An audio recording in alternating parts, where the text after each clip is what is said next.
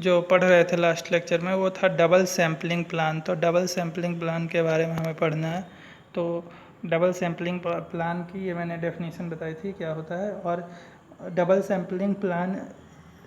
जो होता है वो डिसीजन ऑफ एक्सेप्टेंस और रिजेक्शन ऑफ लॉट में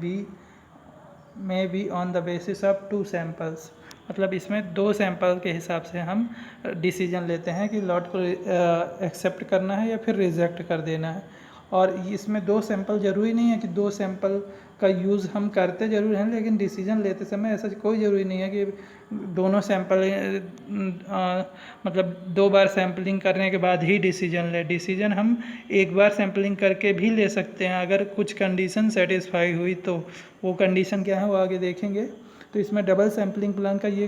कतई मतलब नहीं होता कि इसमें दो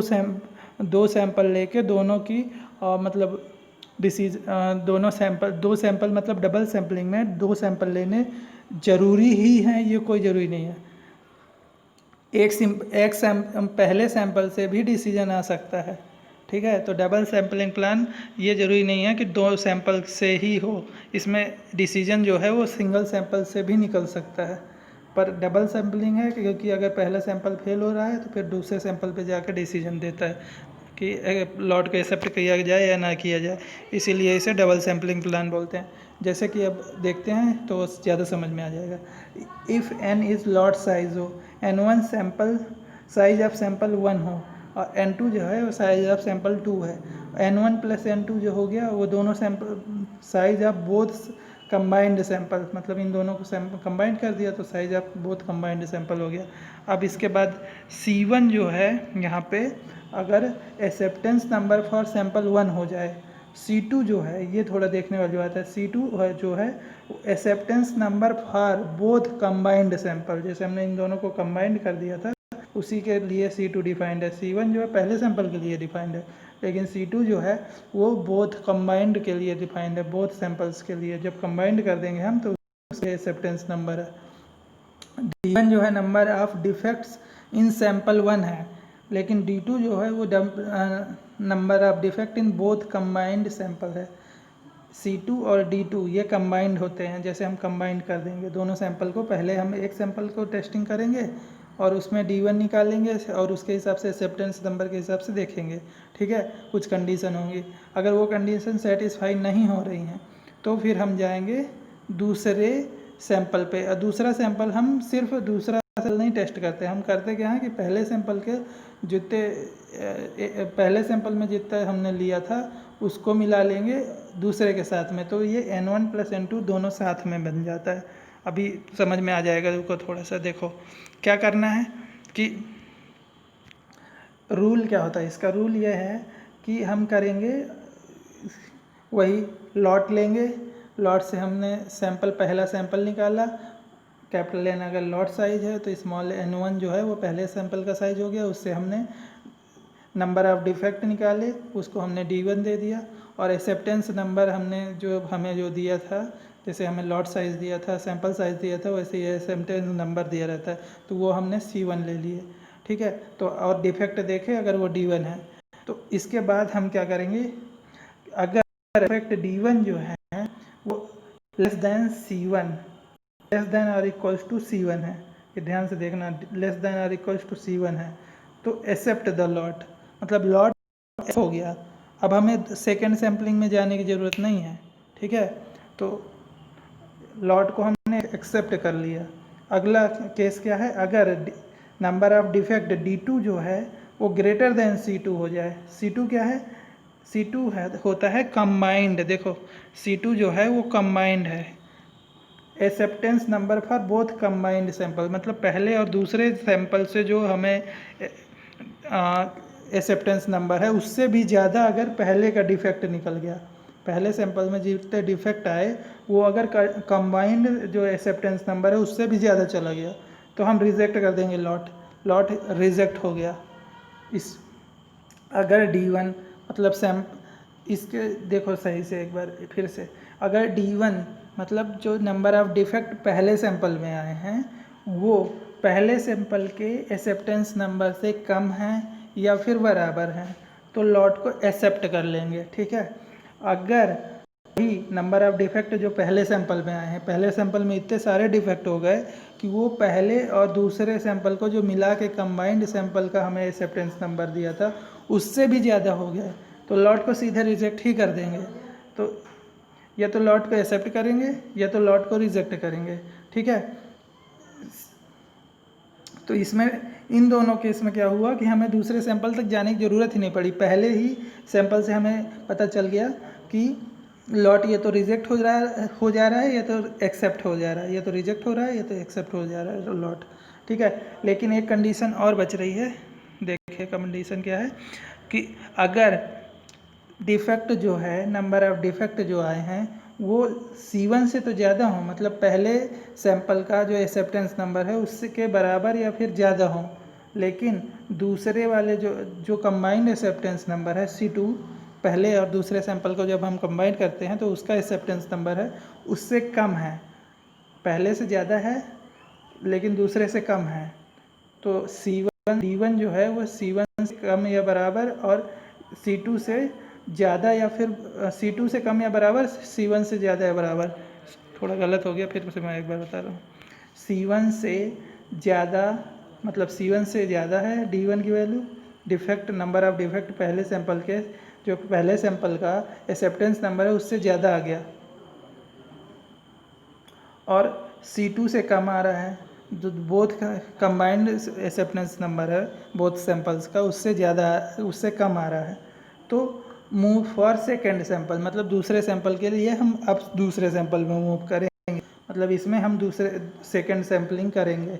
दूसरे सैंपल में मूव कर जाएंगे। अब दूसरे सैंपल में क्या होता है वो देखते हैं। दूसरे सैंपल में जो ये पहले सैंपल का मतलब पहले सैंपल का केस था, पहले सैंपल में हमने पहले देखा कि एक्सेप्टेंस नंबर जो है अगर वो कम है, मतलब अगर एक्सेप्टेंस नंबर एक्सेप्ट कर लेंगे लॉट को, अगर एक्सेप्टेंस नंबर फॉर सेकंड जो है मतलब दोनों कंबाइंड करने के बाद सैंपल जो हमें एक्सेप्टेंस नंबर दिया हुआ है, ये दिए रहते हैं दोनों, जैसे हमें सैंपल साइज दिया रहता है वैसे एक्सेप्टेंस नंबर दिया रहे हैं, तो अगर कंबाइंड स्टेज का भी एक्सेप्टेंस नंबर जो है वो कम पड़ जा रहा है, डिफेक्ट इतने ज़्यादा हो रहे हैं, तो सीधे लॉट को रिजेक्ट कर देंगे। इसमें क्या हुआ कि हमें दो सैंपल की ज़रूरत नहीं पड़ी, इसलिए हम कहते हैं कि डबल में कोई ज़रूरी नहीं है कि दो सैंपल हम बना के उसके इंस्पेक्शन करें, निकल सकता है। अब यहाँ पे निकल ही गया है एक सैंपल से, देखो या तो एक्सेप्ट हो जा रहा है या तो रिजेक्ट हो रहा है, लेकिन फिर अगर ये तीसरी कंडीशन, इन दो कंडीशन के अलावा ये तीसरी कंडीशन है, जब अगर ये कंडीशन आ जाती है तो हम सेकंड सैंपल पे मूव करेंगे। अब सेकंड सैंपल पे मूव करके हमें क्या मिलेगा, अगर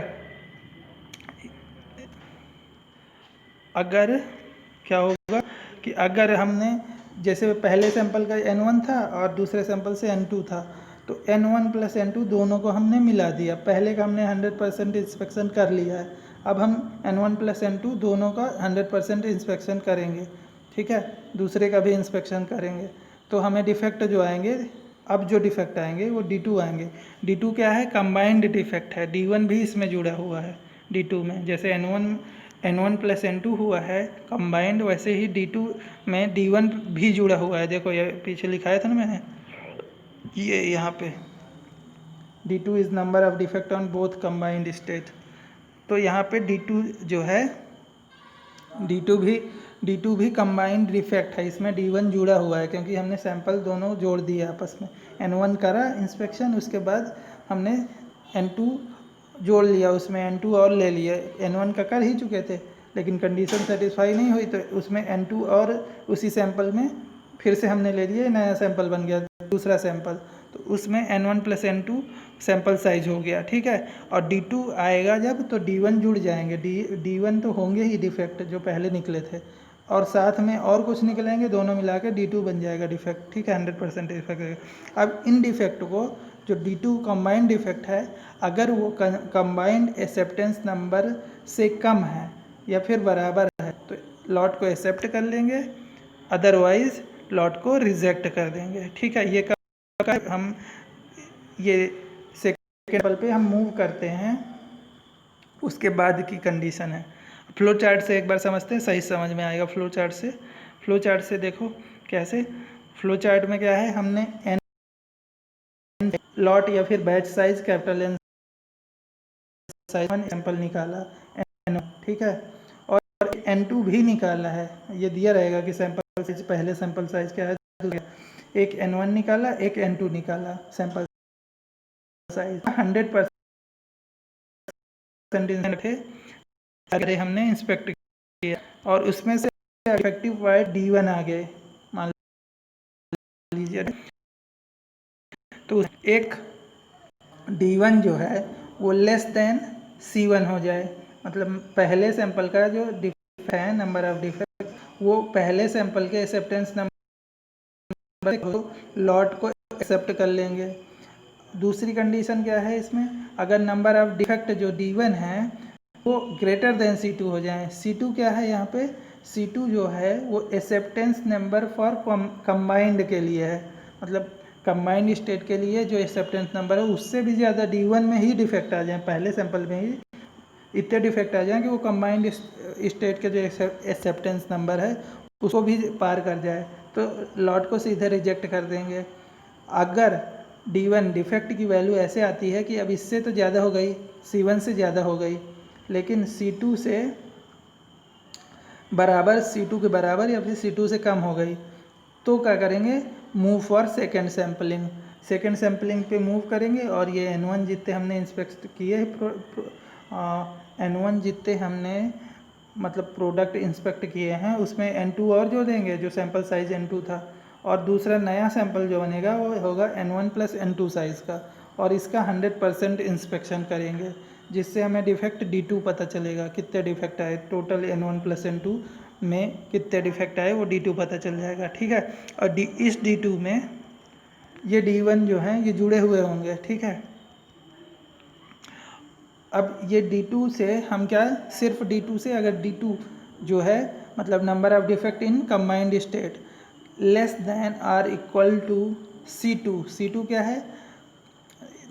acceptance number for combined state, अगर D2 जो है वो लेस देन और इक्वल्स टू C2 आता है तो लॉट को एक्सेप्ट कर लेंगे, तो लॉट को रिजेक्ट कर देंगे। बस ये दो कंडीशंस हैं। तो डबल सैम्पलिंग का मतलब ये कतई नहीं होता कि इसमें दो सैंपल रखना, दो सैंपल को इंस्पेक्ट करना जरूरी है। एक सैंपल से ही हमें एक्सेप्टेंस या फिर रिजेक्ट का, लॉट को एक्सेप्ट या फिर रिजेक्ट करना है, ये पता चल जाता है। तो ये देखो, एक कंडीशन ये वाली, क्या, एक सेकेंड रुको, पहली कंडीशन ये वाली जब हम लॉट को एक्सेप्ट कर रहे हैं, दूसरी कंडीशन ये वाली इसमें लॉट रिजेक्ट हो रहा है। इसमें हमें सिर्फ एक ही सैंपल से पता चल जा रहा है क्वेश्चन डबल सैम्पलिंग का, लेकिन सैंपल हम एक ही लेते हैं और आंसर हमारा आ रहा है कि एक्सेप्ट कर रहे हैं कि रिजेक्ट कर रहे हैं, ठीक है। डबल सैम्पलिंग की कंडीशन, जब ये कंडीशन आती है तो फिर हमें डबल सैंपल पे जाना पड़ता है, ठीक है। तो इसका मतलब ये है कि डबल सैम्पलिंग का ये कतई मतलब नहीं है कि डबल सैम्पलिंग के प्रॉब्लम्स में दो सैंपल होने ज़रूरी हैं। कभी कभी एक सैंपल से भी मतलब लॉट एक्सेप्ट हो जाता है। तो डबल सैम्पलिंग का ये मतलब कतई नहीं है कि डबल सैम्पलिंग में का मतलब दो सैंपल हों, कभी एक सैंपल से भी हो जाता है क्वेश्चन, ठीक है। अब एक क्वेश्चन है उसको देख लेते हैं, इसके बाद आगे बढ़ेंगे।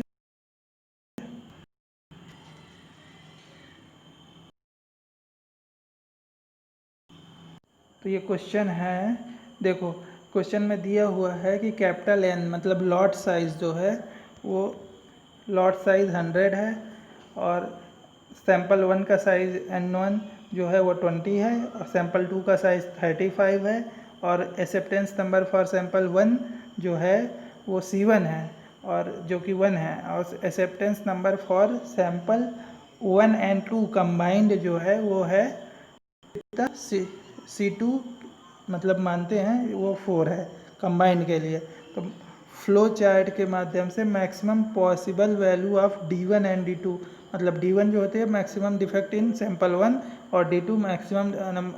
मतलब D1 जो होता है number of defects in sample 1, और D2 जो होता है वो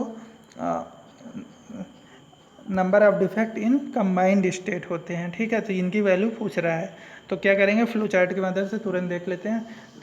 lot size capital N is equal to दिया हुआ है 100, स्मॉल n1 लिया 20 दिया है, तो वैसे ही बनाया 20 ये देखो दिया है। तो ये कैपिटल N,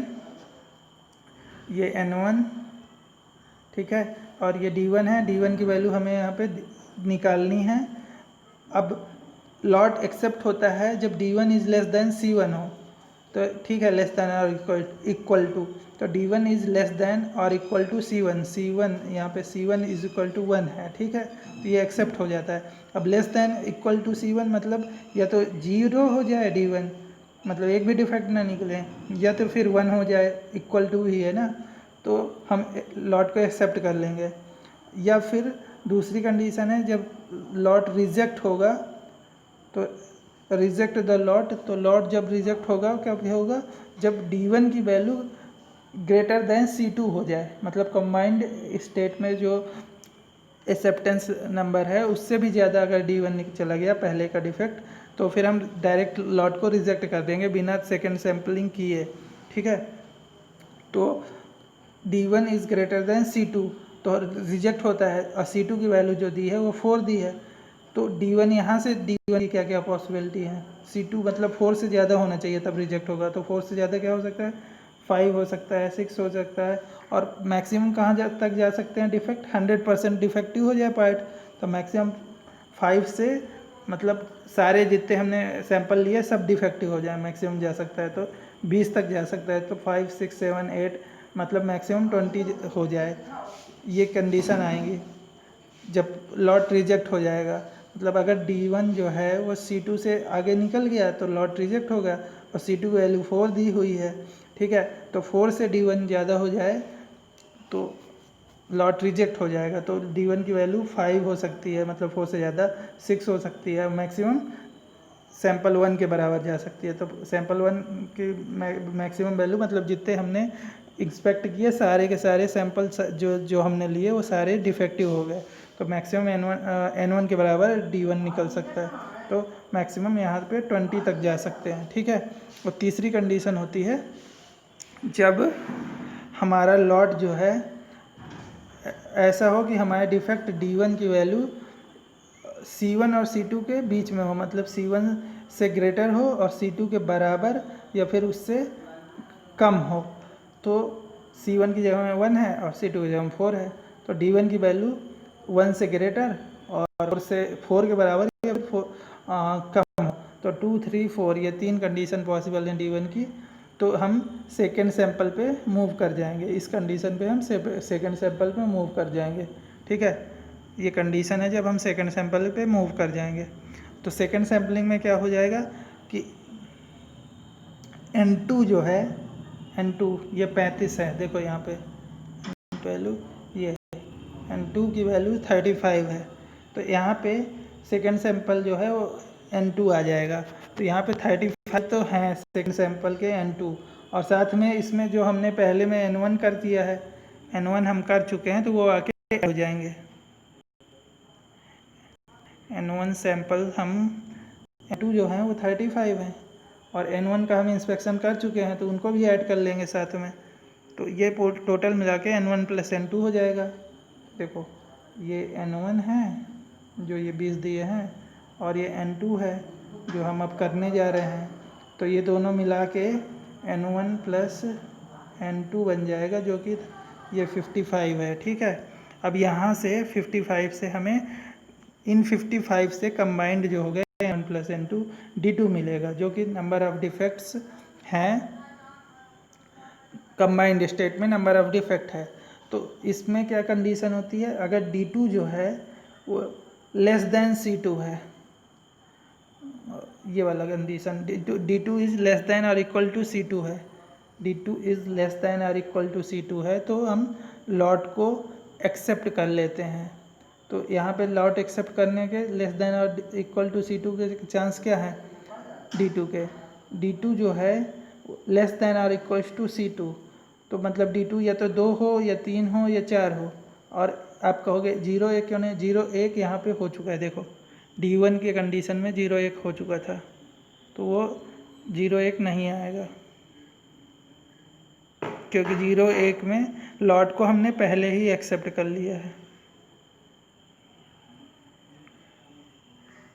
अगर 0 1 होता D1, ये देखो, तो लॉट 0 1 में D1 पे ही लॉट एक्सेप्ट हो गया होता, तो D2 की जो वैल्यू आएगी यहाँ पे देखो एक बार, ये D1,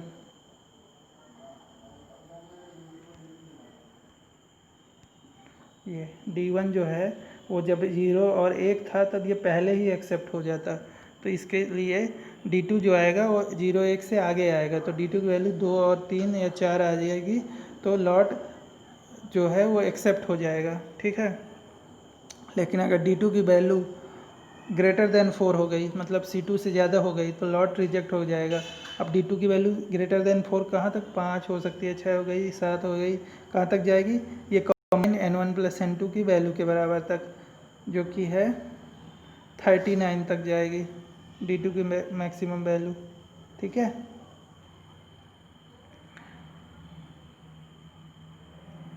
तो अब इसके बाद आता है ये जो प्रोजेक्शन इन सेकेंड सैंपल जो होता है, D2 मैक्सिमम जो जाता है वो होता है D1 maximum value, D1 maximum to move second sample, मतलब D1 की जो maximum value plus second sample की जो वैल्यू है उसके बराबर, तो D2 यहाँ तक जाता है, तो सेकेंड सैंपल जो N2 है उसकी वैल्यू आई थी 35 दी हुई थी, मतलब D2 की वैल्यू और प्लस D1 की मैक्सिमम वैल्यू, ये होता है D2 की मैक्सिमम वैल्यू का फार्मूला। D2 मैक्सिमम वैल्यू कहाँ तक जाएगी, D2 maximum value equals to होता है D1 की maximum value plus sample size 2 N2 जो होता है वो, तो यहाँ पर D1 की मैक्सिमम वैल्यू जो ज़्यादा आई थी वो 20 तक जा रही थी, मतलब N1 की वैल्यू के बराबर, और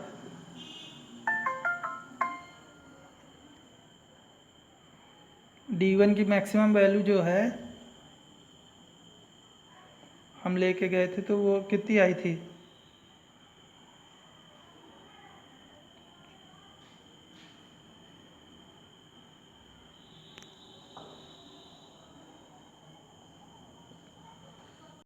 यहाँ पर गड़बड़ हुई है।